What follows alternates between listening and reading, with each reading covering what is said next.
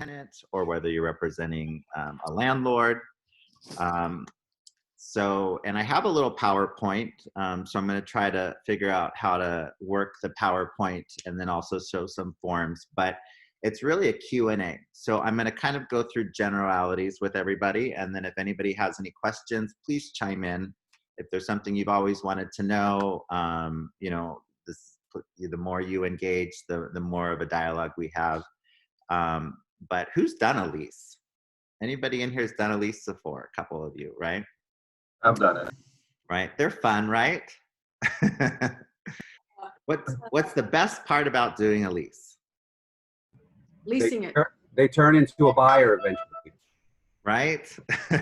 They turn into a buyer eventually. I'm in escrow now with someone that I first started a lease with. That's awesome. So, yeah. Yeah, so some people don't want to do leases, and that's fine. Everybody, it's your business. It's how you want to do it, right? But I definitely think, for one, I always tell people, tell everybody that you do everything and anything. Show them in your email blast, show them in your conversations with them, show them on your website, because you really want to be the go-to person that people come to you for any and all of their real estate needs. You're the expert. And so even if it is a lease, and if you don't want to do leases, fine, refer it to someone in the office. There's a lot of amazing agents, as you know, in our office. But they do turn into clients, or they turn into a referral source. So why not do it, right? It's just a lot of time consuming work, right? So good. I'm glad a couple of you guys have done leases. Anybody, what are questions that anybody has regarding leases specifically that you might have coming into the class? Dan? Yeah. Okay, so I'm representing the landlord, and the lease was signed in 2019, February of 2019. So it's been more than a year now. Yeah. So I'm about to serve them notice to vacate, but there are 5 tenants in the property. They're what tenants? 5 tenants. Okay. 5 people are sharing. 5 people are sharing. So under the contract, there's 5 names under the contract. So I'm about to serve them with certified mail, but verbally, should I just tell them verbally to go up to them and tell them that this is what's going on? The landlord wants to sell. What is the step before I do the certified mail? Well, you'll want to talk to, I would advise talk to an attorney, because you really can't. I mean, right now there's a moratorium on evicting people. So with COVID and everything, it's regardless of what the scenario is. So I would definitely seek legal advice on doing that during this time. And you're the agent, so you're not really, you shouldn't really be the person that's handling this, right? You should be telling your client, advising your client to, seek legal counsel or whatever it is. You're not the property manager. Okay. I see. Anyone, what other general topics, not specific questions, but general topics? What do you guys want to hear about in this class? I have a question, Dan. Dan, I have a question. Can you hear me? Yeah, I can hear you. I just did a lease a couple months back with a homeowner who was, she was a slumlord, really, when it came down to it. She did not want to do anything. It's like, if they don't like it, then don't lease it. And I'm thinking, oh, good Lord, you cannot turn a property over and lease it to someone looking like this. It doesn't have to be, Architectural Digest, but for God's sake, we need some light bulbs and, some fresh paint on the wall, because it was filthy. What do you do with that kind of person other than, take sedatives to not kill her? Right? What do you do? What's the best way? So I think, so part of this class too, and it's one of the slides, so it's one of the beginning things that I talk about, is really treating, even though this is a lease, it's treating it just like it is a normal client, a sale client, right? Mm-hmm. But just as you would advise your seller of what to do, that's your job, that's your responsibility. So the way that you have the property, it's not showing very well. It's not going to show well. You're not going to get top dollar for it. And that's really how you handle the situation. Now, if they don't want to paint the walls or whatever, I mean, the tenants that come in here and they look at the property and you're showing the property, it's pretty much as is, right? Unless they write into the lease agreement, you know, that they want the landlord to paint all the walls prior to move-in or whatever. So that's also something that you want to be aware of if you're representing tenants. As you walk into a property, the landlord isn't necessarily required to paint. So especially if you're showing a property that is currently, you know, habited by other tenants, Sure. and This there's would- furniture and there's paintings on the wall, and you're able to come in during the part of where a tenant's in there. So Mhm. you want to advise your client, that's the potential tenant, hey, you know, we're really looking at this place, you know, in a full setup, right? So visualize what it will look like. You know, do the walls need to be painted? Are there poles that need to be patched? Because you want to make sure that that's also in your agreement, that the landlord's going to come and do that, because not every landlord's just going to automatically come in and just paint all the walls and make it look nice and pretty, you know? Does that help you? Well, I mean, I understand. I think I understood all of that, but yeah, this I guess I just have a different way of treating people. So I would never turn over a filthy house on a lease where I'm asking top dollar. I just wouldn't do it. So Yeah. that was, you know, I mean, or the tree where the limbs keep falling off in the walkway, and I'm thinking, great. Someone's going to stand under that, and you know, a limb is going to fall on them, and she didn't want to have the tree trimmed. And it's like, all I could do was say to her, all right, I'm just informing you that this could be a liability when you get a renter in here, if the tree falls on their car or on them, just letting you know. And that's doing your Yeah. you know, but at the end of the day, it's not your property, you know. Right. It's not, you know, so you have to advise your client, but your client's going to do what the client's going to do about their property, you know. They're going to make the repairs, they want to make the repairs, or they're going to say, no, I'm not making those repairs, and you know, that's what they deal with. Okay. Right. So in general, working with a tenant is just like working with a buyer. So you want to meet with the client, determine the search criteria. So this is when you're working with an actual tenant, right? So just like let me see if I can share this or not. I'm glad we can actually use Zoom today, because everybody was telling me that Zoom was down, right? Everyone see that? So working with a tenant, it's just like working with a buyer. You're going to meet with that client, determine the search criteria. So where are they looking for? What's their price points, their needs, the number of beds, the baths, square footage. Do they need central air? Do they have pets? That's just like your buyer's consultation in purchasing a home. This is your tenant consultation. So you should really treat it the same way.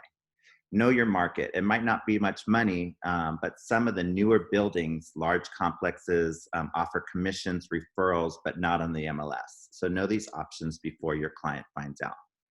And what I mean by that is, so leases are a lot of work, right? And they're not necessarily a lot of money.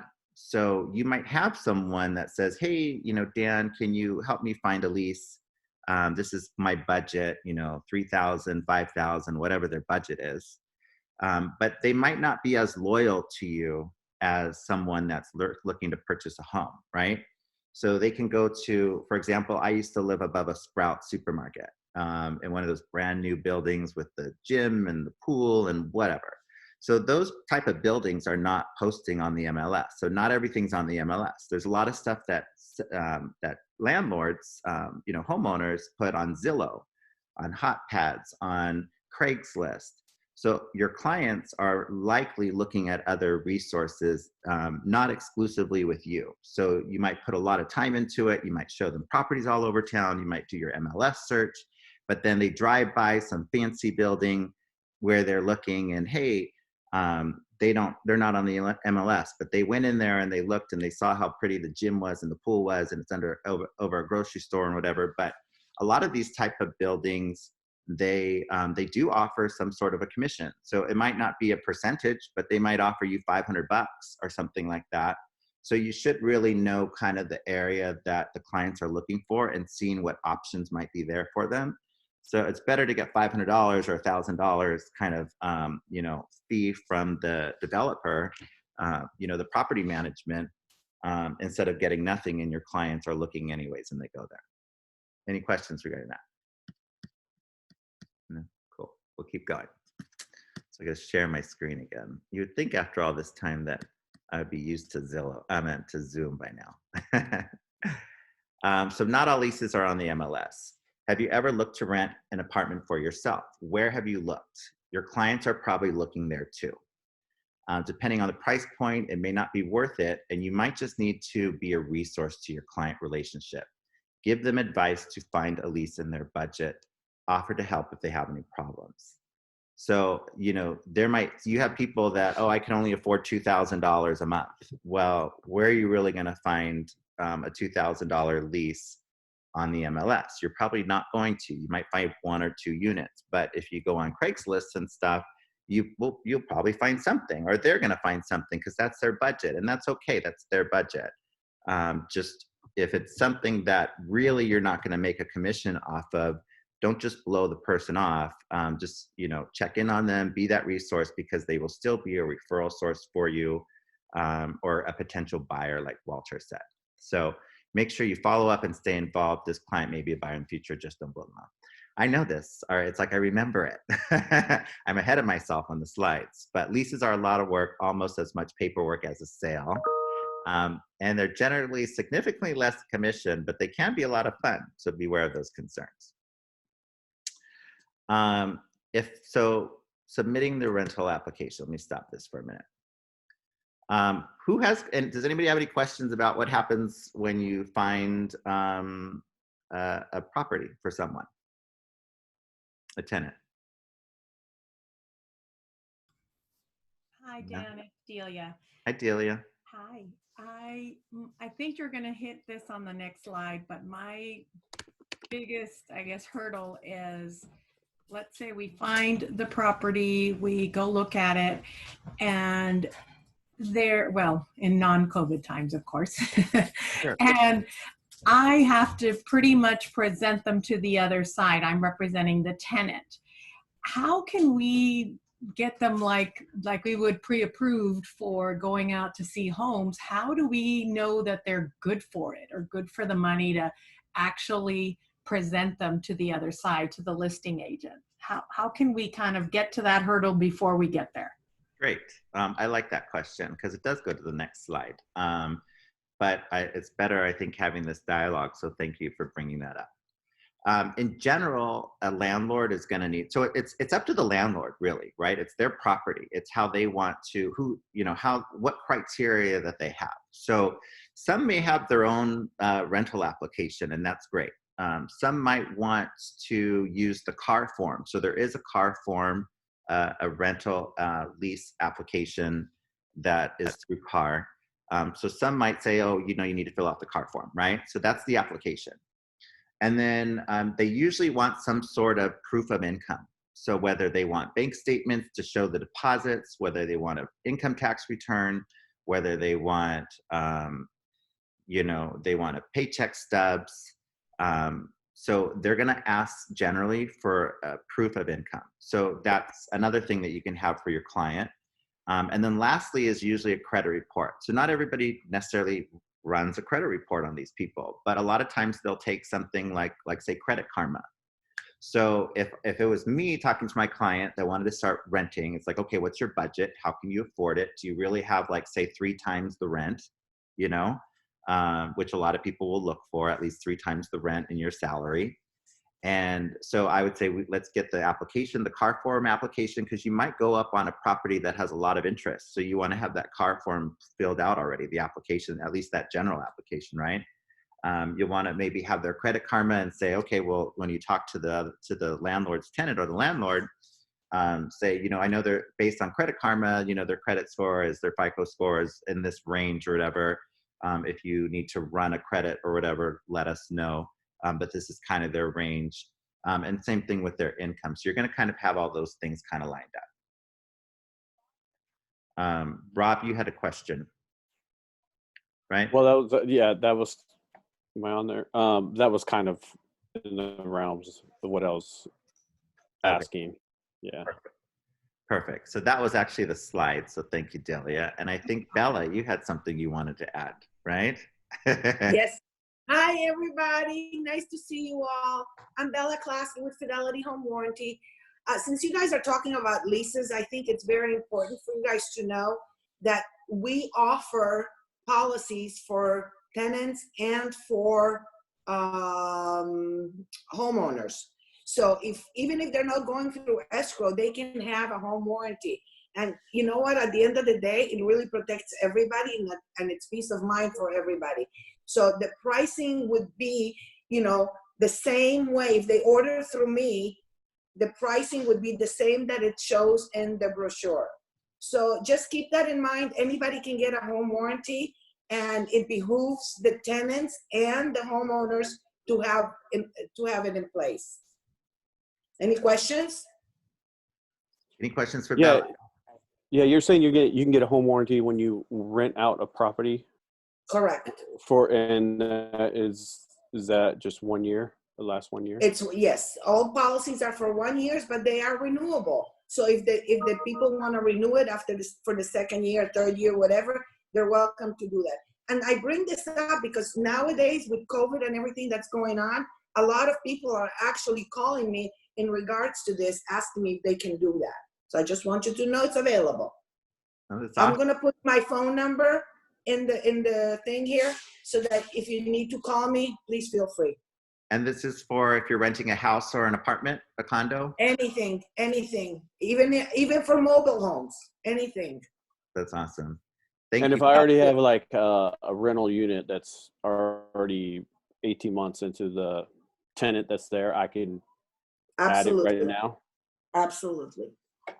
The only thing you need to know, there's a 30-day hold before they can make any claims. Sure.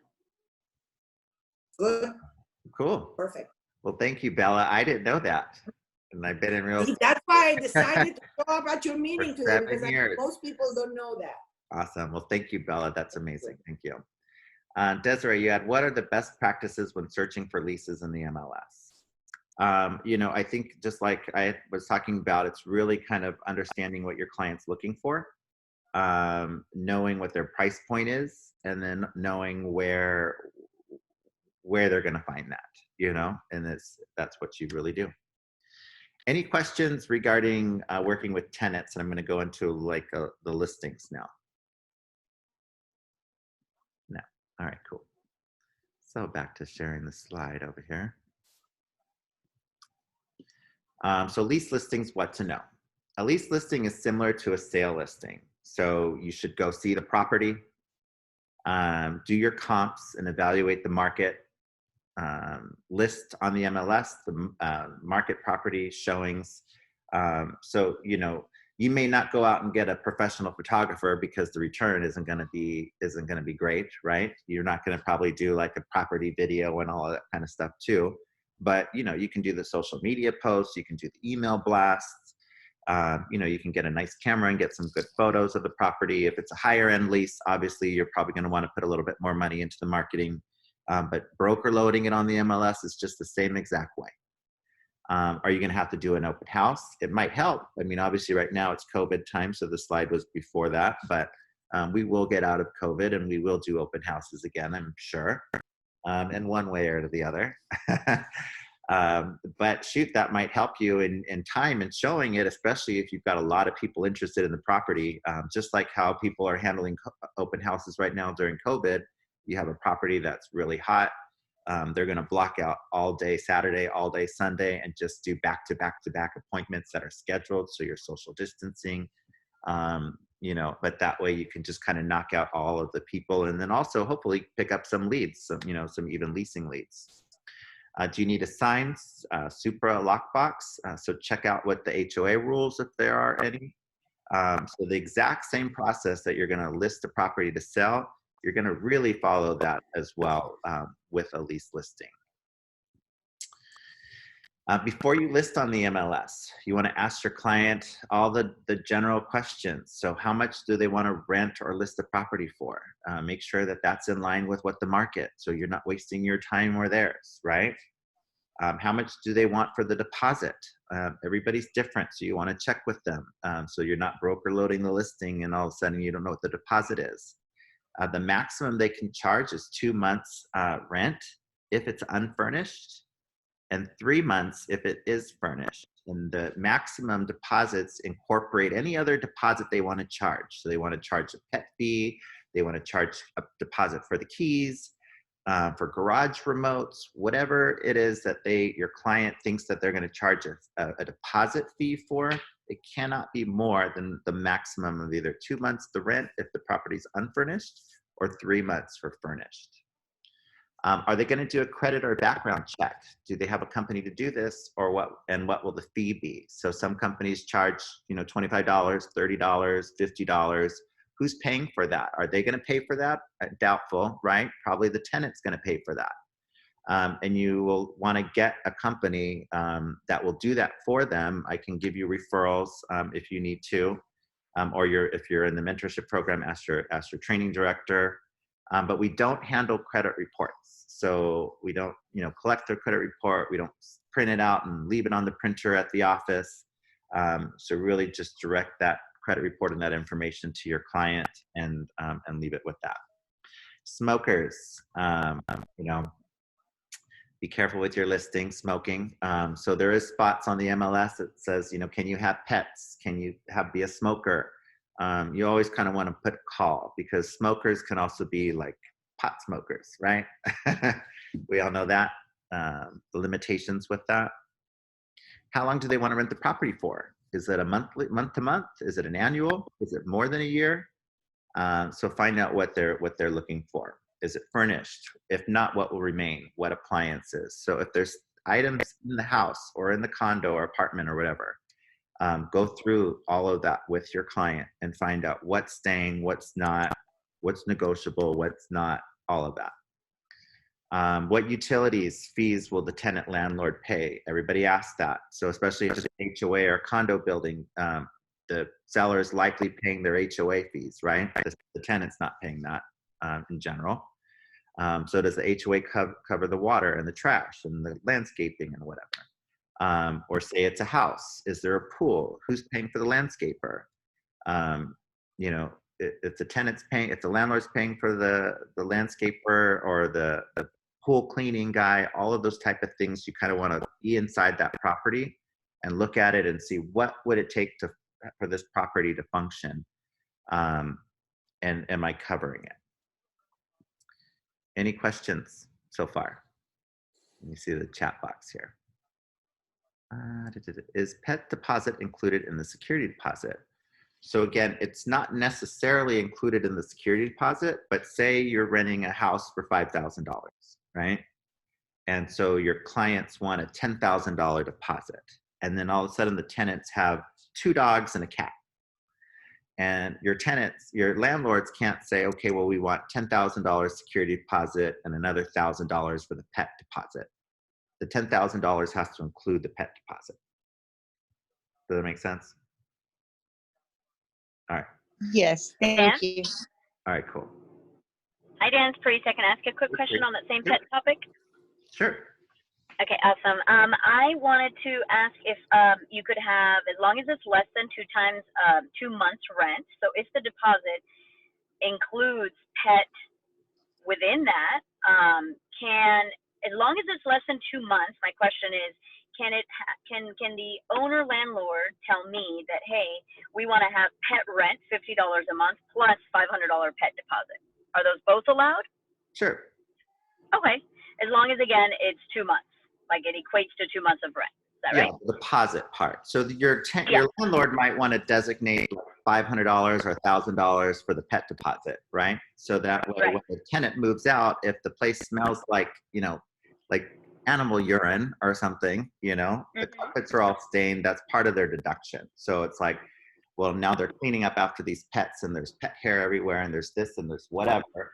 So whatever Mhm. variable of it is it, and that's kind of validating that deposit is not being returned to them for, right? Got it. Okay. Kind of the Okay. idea of it. So both are allowed, pet rent and deposit. Correct.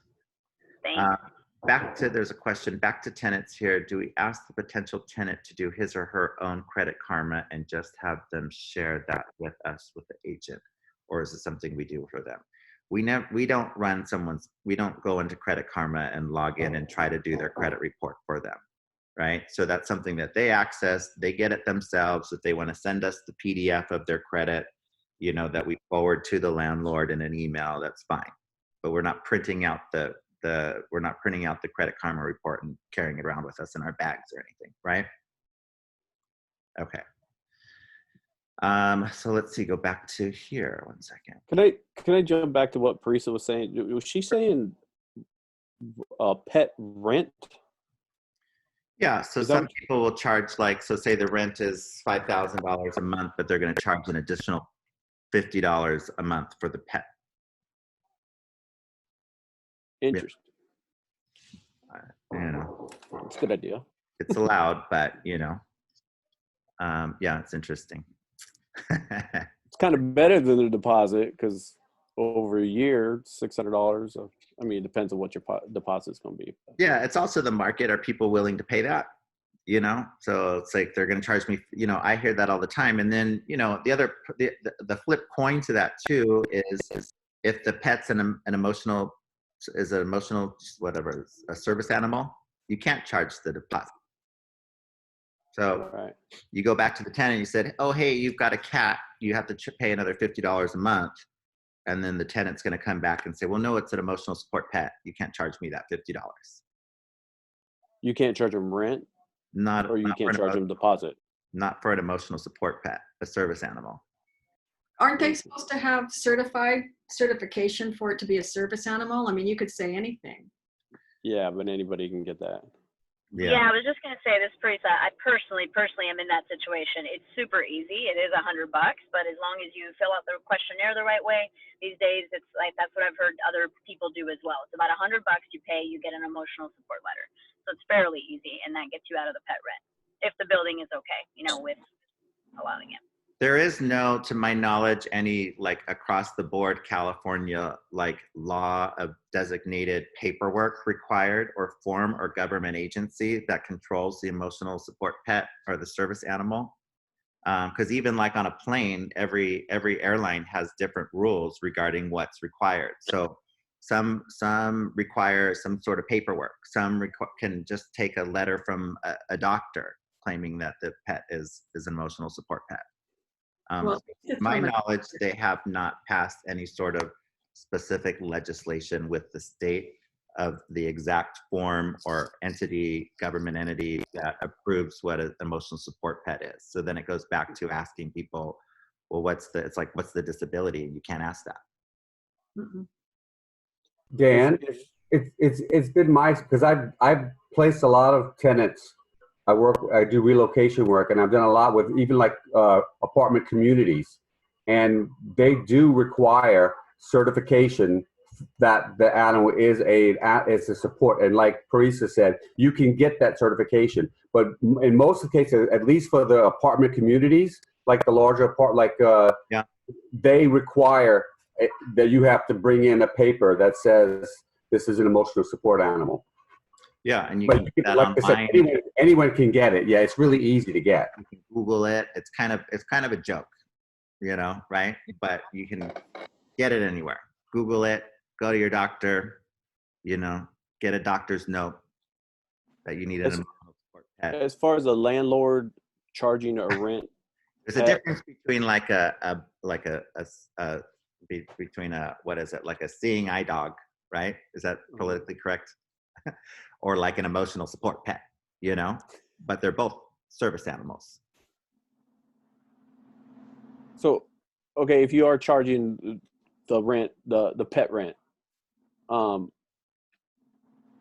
should you make two separate payments, like a $50 payment and then a $5,000 payment, or does it even matter? Would that matter when the tenant pays their monthly rent? No. You itemize what the payment is for. Okay. right? But they don't send two payments. It's just one payment, whether it's a, you know, Zelly or Venmo or whatever, right? Right. Hey, Dan, quick question. If I'm submitting somebody who wants to rent an apartment, when I ask the person who's leasing the apartment, like what information they need, and they're just like, okay, just go ahead and submit it with your application. So I assume that's the car rental application. I also would include like a copy of their ID, maybe 3 months bank statements or pay stubs, and then their pre-printed, the client's pre-printed out credit report. Is that right? Well, again, you're reaching out to the landlord, asking the landlord what they're requiring. So if the landlord wants, you know, 3 months bank statements, or wants 3 paycheck stubs, or the car application. So that's what you want to check with whichever the property of interest is, and find out what that person wants as verification. Okay, so I would basically be the one though to collect that from my client. They wouldn't be the one collecting it directly, or would they? Yeah, you reach out to the landlord's agent or the landlord, say, you know, my client's interested, we love the showing, whatever, my client's interested in submitting an application, what do you require? So so you'll put it together, you'll get to your client, say, okay, I need this, this, and you're going to communicate that to your client. Your client's going to provide that information to you, and then you could submit the application, because you want to make sure you get paid, right? Okay, thank you. And then also another question. I have been sometimes talking to property management companies who offer like a flat commission, CSO for agents, and sometimes it's not a lot, depending on, you know, if the apartment isn't worth a lot. So sometimes I'll see like, oh, it's $100 or whatever. Is that something that's still worth me going out and trying to get? Like, I mean, sometimes I do want the client to like get the place. So if it's what they want, then sure. But should I still try to get that like $100, or just whatever, let it go? I mean, that's up to you, but you know, that's part of also knowing what other people are offering. So if your client at the end of the day wants to rent a property that is only giving you $100 or $500, you know, that's the property your client wants, you know? So unfortunately, if they're not picking something that's on the MLS that has a higher percentage of a commission, you know, your client's going to move there whether you get a commission or not, right? Yes. And so how would I go about just collecting that $500 or whatever it is that they're offering? Yeah, so you would communicate with that property development. So if it's a building or a management company or whatever, and they are offering, so you reaching out to them, and I have a client that's interested in your building. Do you offer any sort of commission or, you know, to realtors? And they're going to tell you, oh, we offer, you know, it's a $500 referral program or whatever it is. Great, I have a client, what do they need? So it's the same process. You know, you might just hand them over at that point, because once you register, it's kind of like purchasing. When you take a client to a brand new development, say those Toll Brothers house, what is it, Toll Brothers, something, you know, they actually do a pretty good commission, by the way. But when you take a client to a brand new development for like a house, right, or a condo complex building, and it's really a referral. So you have to be there with that client when they first come to the property and register them. And all you're really doing is registering your name and your license with that applicant. They take it over from there. You really don't, you're not on the contract as the agent, but you still get, you know, 3%, 4%, $30,000, whatever it is, as a referral fee. It still goes to the office. You still get paid based on your split. It funnels through to get paid through the office, but that's what they offer. So it's kind of a similar scenario. Okay, so even if it's like $100 or $500, that's still something that would be funneled through the whole split, right?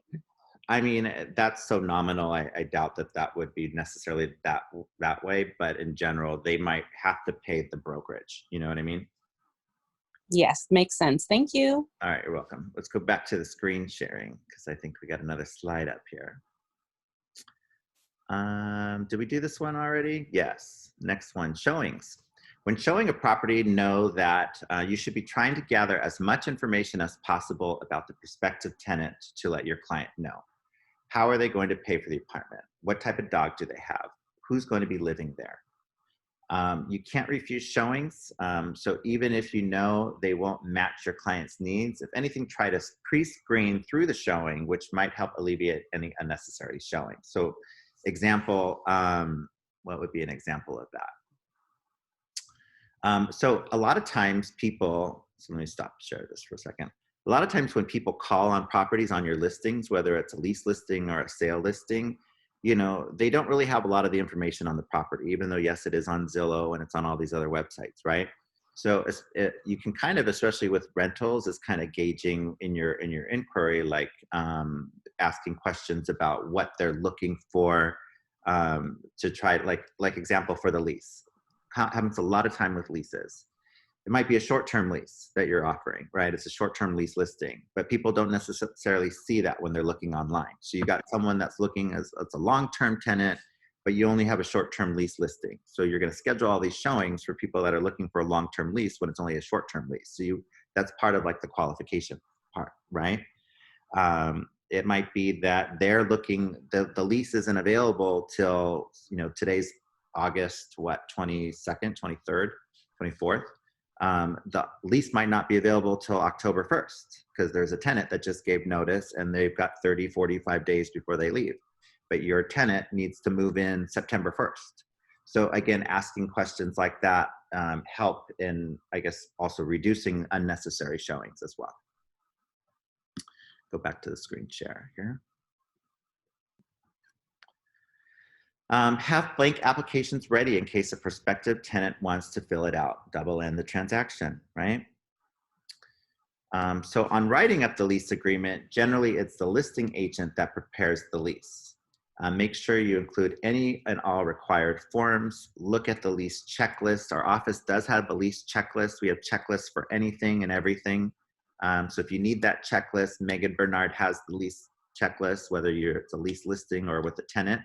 It's also available in our Facebook group under the files, but be as detailed as possible. Think if you live there, what needs to happen each month? When is rent due? Who collects it? When is the lease over? Does the tenant have access to the entire property? Parking, storage? Is there an HOA? Does tenant need to be advised of HOA rules? Is it a house? Who pays for the gardener? The pool service? Who pays for water? What will the tenant receive at move-in? Keys, remote, mailbox, all that kind of stuff, right? This is what the lease checklist looks like. It's on a form, but that's kind of the little boxes. So if it's your listing, you need a property profile sheet from title, the MLS sheet or exclusion, your agency disclosure, the lease listing agreement. All of those are CAR forms. Well, at least the AD1 and the lease listing agreement is CAR form. If it's an offer, so the lease application, the agency with the tenant, the lease agreement, any addendums necessary, cooperating broker compensation required if representing a tenant. There's disclosures, bed bug disclosures, tenant flood hazard disclosure, lease rental mold and ventilation, blah, blah, blah, blah, blah, right? This is an older PowerPoint, so obviously it doesn't have the COVID forms, but COVID forms are in everything. So we'll have COVID forms, we'll have PED showing forms, the PEAD, so all of that as well. There is a lease money disposition KW form. It's really our only Keller Williams form that's required. And that shows the breakdown of the lease and the payment.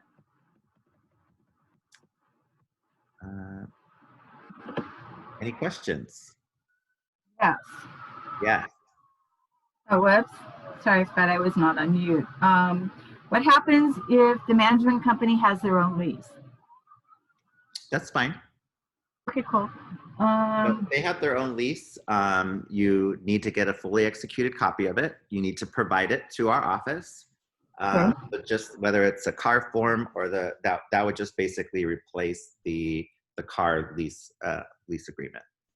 Okay, and then I'm hoping to get some apartment listings in a brand new building, and I do know there's a discrepancy between the square footage for the landlord and the square footage that's actually submitted to building and safety. Sure. So would I fill out that form that was discussed in risk management for the listing? Yeah, that would be a good idea. Okay, I don't even remember what that form was, but I'll look at my notes. I don't either. It was the first time I actually ever heard of that form. So I was glad that Jeff Kahn got on it, but it Yeah, was, it's a new form. it will show, if you look on your car forms, if you look on your car forms, I think it's, what was it? It was,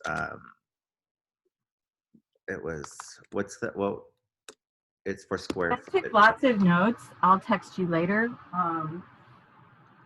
because there are so many forms, as you know. Square foot and lot size advisory. Yeah. It's car form SFLS. SFL. S. F. Okay. Jeez. Who else has questions? Anyone? Are you ready to go out there and do leases? I have a question. Yes, Magdalena. Hi, I'm talking to someone who possibly might be doing a lease with me, and I have a couple of questions. So they want to do month to month, either unfurnished or furnished. And the question is, first of all, for how long do you take the listing? So is it like 30 days, 60 days? Like what is the usual time frame for the contract with the lease? And second of all, how do you compensate the agent? So is it usually 2.5% for the tenant agent from the whole year, or what's the standard there? Yeah, so I usually do any listing 6 months. That's kind of my normal, it's, whatever I guess the client wants to sign and how long you want to commit to doing it or keeping the client under a contract. But whether it's a sale or a lease listing, I mean, geez, I hope I wouldn't have a lease listing for more than, a month or two, right? You probably don't maybe want it for more than that long. If you're not able to lease it, and that, that could be a lot of work if it doesn't, get leased for whatever reason. But I just do that as kind of a standard for me. It's just easier, I think, to manage when you do it that way. And the compensation again, it's dictated by the lease listing agreement. But it's generally the term of the lease. So if it's, several months or if it's a 1-year lease, you get commission based off the term of the lease. So if it's, like a 5% commission and 2.5% to the tenant's agent and 2.5% to the landlord's agent, if say it's $5,000 a month and the lease is for a year period of time, that's 5 times 12 is 60,000. Times 5% and whatever that is, $3,000. I don't have I'm horrible at math unless I have a scientific calculator in front of me, but that's generally what it is. And if it's month to month, can we still charge based on a year? Because he wants to do basically a year, but he doesn't want to lock himself into 1-year lease. So he wants to do month to month, but so I don't know. Yeah. So if somebody, month to month, but they're gonna, I mean, that's really kind of part of your negotiating with the landlord, right? Is what they're going to pay in commission. Got it. I've seen people put clauses in for renewals. So sometimes the first year, the second year. So maybe you could handle it as a renewal if they go past, that 1 month. For sure. So that's another good point, Anne. So thank you for bringing that up. When you're doing the listing, of course, real estate, anything's negotiable in real estate, right? So when you sign that listing agreement, if the landlord says, I'm only paying commission on 1 year's rent or whatever, but you have, a tenant and a tenant's agent that wants to negotiate commission for extending past that, that's something that you have to present to your client, right? But if you should, in discussing with your client, so in Magdalena, in your case, where the client's potentially, month to month, maybe a year, maybe multiple years or whatever, you want to protect yourself and make sure that there's something in the agreement for your commission that you get paid too. If your client will sign it, right? They have to sign it and agree to it, and you have to agree to want to work with them for that price. Because right now they're doing a short-term Airbnb, but they're going to be moving, so they don't want to deal with that, and I want to rent it for a longer period of time, so they're exploring their options. Yeah. Mm. The other thing too is when you are doing a lease listing, I'm going to pull up let me see my car forms here and share this. So, and this is a client of mine, but whatever. So on the lease listing agreement, you want to make sure, so this is the lease listing agreement, just like the sale listing agreement, because this came up in a question. But right here on item, so it's section 3, E, owner agrees to pay broker if tenant directly or indirectly acquires or enter into an agreement to acquire title to premises of any part thereof, whether by sale, exchange, or otherwise, during the term or any extension of tenancy, compensation equal to blank percent Oh. of the selling price or total consideration in said transfer, whichever is greater. Payment is due upon tenant's direct or indirect acquisition of any legal or equitable interest in the premises, and if there is an escrow, shall be through escrow. So you know what that means, people? Yes, it's like a lease option, but better. That means that if you rent that property to the tenant, and during that tenancy, if the tenant ends up, because the tenant and the landlord become, a relationship, and you should remove yourself, right? Because otherwise, they need a plumber, you need whatever, then your property management, right? Pretty much. But in that contract, it says, so you put in there the percentage of the commission. So if that tenant ends up deciding to buy the house, they love the house, the landlord wants to sell it to the tenant, you still get paid a sale commission. Yep. Thank you, Dan. I was wondering about that. Now I knew where that is. Also, I need to come up with some wording in the lease agreement in the listing agreement when I take a lease, because it's come up a few times this year already where I ask for a 6% commission and they say, yeah, I want to rent it for a year. But then we don't get any offers for a year. And then a tenant comes in and asks for a 3 or 4 month lease. And my homeowner decides, okay, I'll take it.